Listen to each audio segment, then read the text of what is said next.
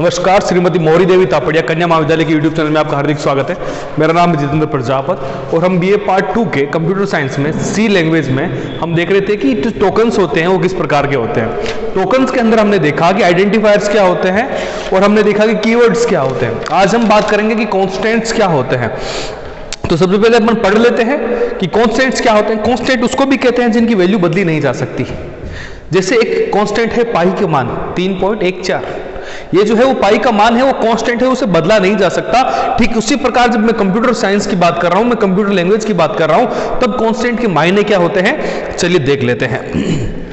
Constant जो होते हैं वो एक ऐसे डाटा आइटम होते हैं जिनकी वैल्यू को बदला नहीं जा सकता। इन्हें लिटरल्स भी कहा जाता है। लिटरली क्या है, लिटरली मैंने सच में ये काम किया है, सच में मतलब वो वैसा ही रहेंगे, वो बदलने वाले नहीं है। इन्हें हम क्या कहेंगे, लिटरल्स भी कहा जाएगा कांस्टेंट्स को, जो कि जिनकी वैल्यू नहीं बदलती है। उसके बाद क्या होता है कि सी के अंदर क्या होते हैं कि दो प्रकार के कांस्टेंट होते हैं। एक होते हैं इंटीजर और दूसरे होते हैं आपके कैरेक्टर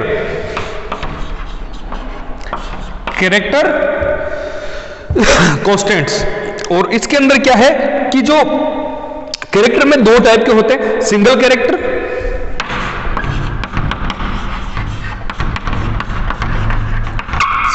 हो गया और दूसरा आ गया आपका नॉन ग्राफिकल कैरेक्टर्स। क्या हो गया, नॉन ग्राफिकल कैरेक्टर्स। आपका तीसरा इसके अंदर आएगा कांस्टेंट में फ्लोटिंग पॉइंट इंटीजर्स। क्या होता, फ्लोटिंग पॉइंट।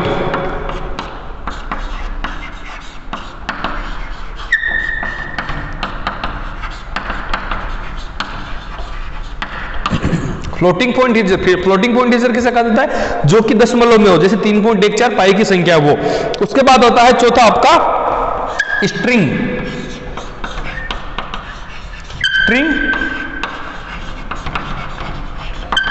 कौन से किसे कहते हैं, मिक्स ऑफ कैरेक्टर, जो कैरेक्टर मिलते हैं। जैसे A फॉर एप्पल होता है, जो A है वो आपका कैरेक्टर है।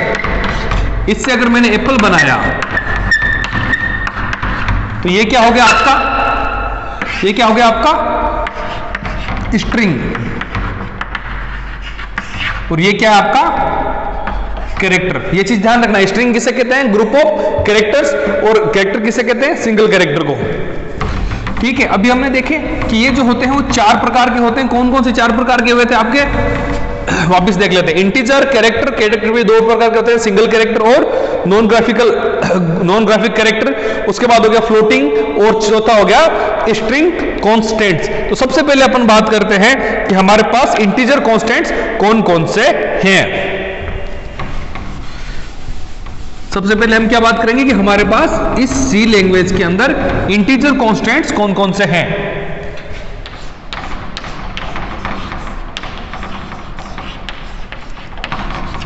इंटीजर कॉन्स्टेंट्स कौन से, क्या लिखा हुआ है इसमें कि इंटीजर कांस्टेंट पूर्णांक संख्याएं होती है। पूर्णांक किसे कहते हैं, पूर्ण संख्या। पूर्ण मतलब कि पॉइंट में नहीं है, वो 0 से लेकर 9 से। इसका मतलब क्या हुआ, जैसे मैं ये कहूं कि 9.45 को क्या कहते हैं हम, पौने 10। पूरा नहीं है, 10 पूरा नहीं है, मतलब 10 में कुछ कम है, पौने 10 हम क्या कहते हैं, 1.30, ढाई। ये जो इसका मतलब ये पूरे नहीं है। जब हम पूरे की बात करेंगे तो मैं कहूंगा 1, या फिर मैं बात करूंगा 9। ये क्या है, ये पूरे अक्षर है। जैसे मैं बात करता हूं 945 की, पूरा ही अक्षर। क्यों, क्योंकि इसके अंदर ये अपने आप में स्टैंड करता है एक पूर्णांक के रूप में। इसके अंदर क्या होता है, दो प्रकार की चीजें होती है। इसके अंदर धनात्मक और ऋणात्मक दोनों हो सकते हैं। जो 9 जो है वो प्लस भी हो सकता है, नेगेटिव भी हो सकता है। होगा तो पूर्णांक ही ना, नेगेटिव में हुआ तो क्या हुआ, है तो पूर्णांक है, पूर्णांक कहलाता है। इसके बाद क्या है, इसको लिखते समय कोमा का प्रयोग नहीं किया जाता। क्यों नहीं किया जाता, क्योंकि उसकी इस्तेमाल होता ही नहीं है। जैसे हम बात करें कि मैं जब पैसों की वैल्यू लिखता हूं तो मैं ऐसे लिखता हूं 10,000 रुपए, ये कोमा का इस्तेमाल करता हूं। इसके अंदर कोमा का इस्तेमाल नहीं होगा। क्या नहीं होगा? कोमा का इस्तेमाल बिल्कुल भी नहीं होगा एक संख्या को लिखते समय। और ये धनात्मक और ऋणात्मक दोनों हो सकती है। इसके एग्जाम्पल आपको बताए, प्लस माइनस में कोई भी वैल्यू, जैसे प्लस 123 माइनस 445 या फिर 126 या फिर 9, ये हो गई आपकी इंटीजर कांस्टेंट्स। अब मैं बात करूं क्या ये है 0.45, क्या ये पूर्णांक है? नहीं, क्योंकि ये पूरा अंक नहीं है। पूरा अंक होना इसके अंदर आवश्यक होता है। उसके बाद हम अगला बात करते हैं कि क्या दिया इसमें।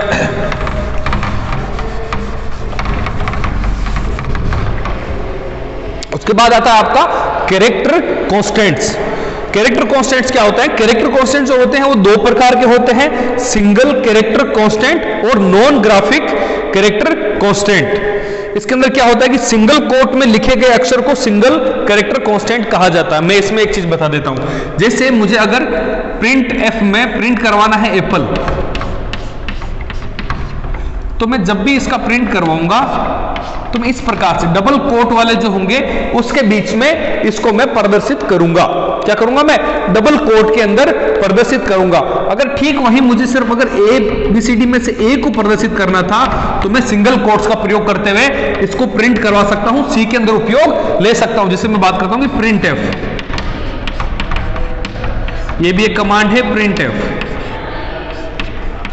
जब मैं इन कमांड का प्रयोग कर रहा हूं तो आप देख रहे हो कि किस प्रकार से ये चीजें बदल रही है। जैसे ही प्रिंट एफ होता है तो इसके अंदर ये डबल कोट के साथ में पूरा अक्षर जो होता है, पूरा आपका शब्द जो होता है उसको प्रिंट करा सकता है। यहां पर जब अक्षर को प्रिंट कराना है तो मैं सिंगल कोट ही उसके अंदर लगाऊंगा। और जो सिंगल कोट के अंदर लगाते हैं उनको हम क्या कहते हैं? Single character constants. ठीक है, उदाहरण के लिए जैसा हमने देखा ए को हमने प्रिंट करवाया, किस प्रकार से एग्जाम्पल काम करता है। अब अपन बात करते हैं कि नॉन ग्राफिकल जो कैरेक्टर होते हैं वो कौन से होते हैं। जैसे ऐसे कैरेक्टर जिनका कोई ग्राफिकल शेप नहीं होता, जैसे बैक स्पेस हो गया, टैब हो गया, या फिर मैं बात करूं कि नई लाइन में जाने का जो होता है, उनका जो होता है वो उन्हें हम क्या कहते हैं? Non graphical constants. जैसे मुझे किसी चीज जगह पर अगर नॉन ग्राफिकल कैरेक्टर्स को प्रदर्शित करने के लिए एस्केप साइन, एस्केप मतलब ये, इस साइन को क्या कहते हैं? एस्केप सिग्नल जो होता है कैरेक्टर का प्रयोग किया जाता है। इसको बैकस्लैश तथा एक या दो अक्षरों में लिखा जाता है। इसकी एक कोई सारणी है, वो हम देख लेते हैं किस प्रकार से होगा और किस प्रकार से काम करेगी। जैसे आप सोच के देखो कि आप एक सी का प्रोग्राम बना रहे हो, अपनी प्रोग्रामिंग कर रहे हो, इसके अंदर अलग अलग चीजें करनी है जो कि कांस्टेंट तो हैं, जिनको मतलब ऑलरेडी डिफाइंड तो है, परंतु आपको कैसे यूज लेना। जैसे मैंने पिछला एग्जांपल दिखाया था तो उसके अंदर क्या था, जब मैं n का यूज ले रहा था, जैसे मैं ये n का यूज ले रहा था, इसका मतलब क्या हुआ?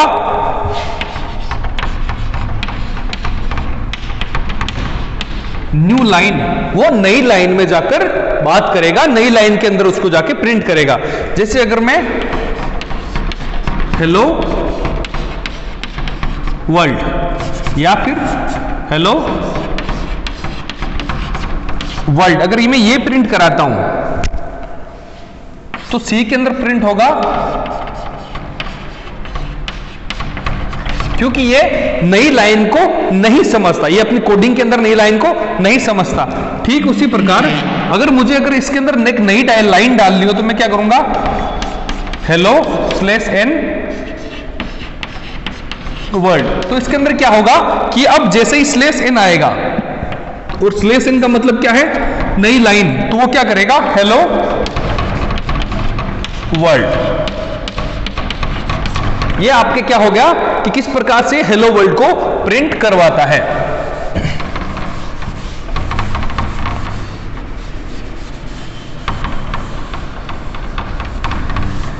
ये हो गया आपका।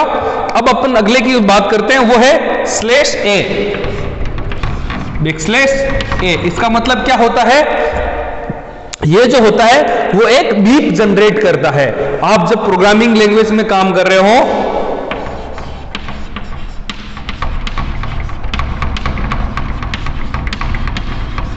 तो आप क्या करना चाहते हो कि आप ये चाहते हो कि जब भी मैं यूजर से कुछ मांगू, डाटा मांगू, बोलो उसका नाम एंटर कर, तो एक बीप भी बजनी चाहिए, टिप, इस प्रकार की बीप बजनी चाहिए। तो उस बीप को बजवाने के लिए हम क्या करेंगे, /a का प्रयोग करेंगे। /a हेलो वर्ल्ड करोगे तो पहले बीप बजेगी, फिर हेलो वर्ल्ड लिखा हुआ उसके अंदर आएगा।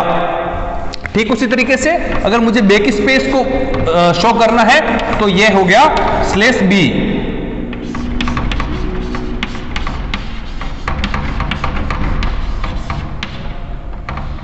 बैक स्पेस की /b से हो गया। उसके बाद अपन बात करते हैं /f। ये हो गया आपके फॉर्म फीड के लिए। आप चीज ध्यान रखना, आगे आने वाले जो एग्जाम होंगे आपके, उसके अंदर सिंपल ये पूछा जाएगा /n का मतलब क्या होता है, या फिर /a का मतलब क्या होता है, या फिर /b का मतलब। तो इन चीजों को अगर आप ध्यान रखोगे तो आपके एमसीक्यूज जो होते हैं उनके अंदर आप बिल्कुल नहीं चूकोगे। उसके बाद अपन बात करते हैं /r। /r का मतलब क्या होता है, इसका मतलब होता है कैरीज रिटर्न। जो कैरीज रिटर्न होता है उसको ये करता है।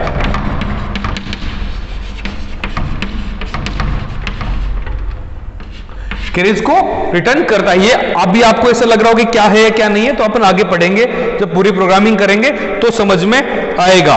उसके बाद हम बात करते हैं /t। ये क्या होता है, टैब की के लिए।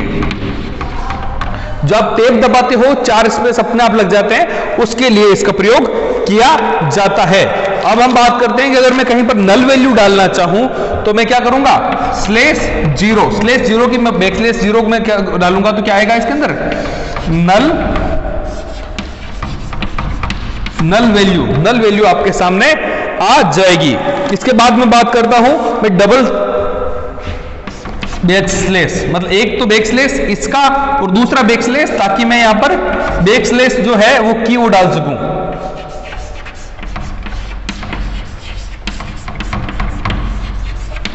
बैकस्लैश की को यहां पर डाल सकूं। उसके बाद मैं बात करता हूं, अगर मुझे कुछ ही, यह हो गया सिंगल कोटेशन।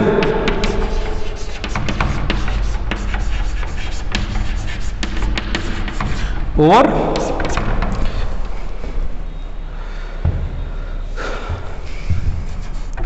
ये सिंगल कोटेशन हो गया, और अगर मैं स्टार लगाता हूं यहां पर तो ये हो गया डबल कोटेशन।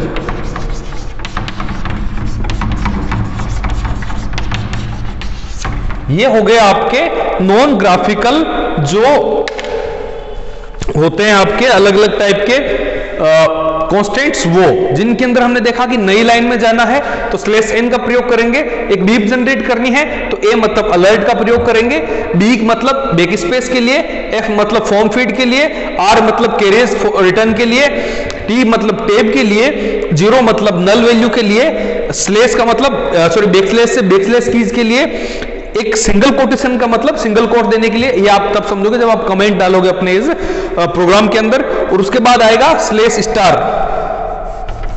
बैकस्लैश * मतलब आप डबल कोटेशन इसके अंदर कुछ देना चाहते हैं। ये थे आपके कैरेक्टर और इंटीजर कॉन्स्टेंट्स, जिनकी सहायता से हम अच्छे से एक प्रोग्राम सी के अंदर बना पाते हैं।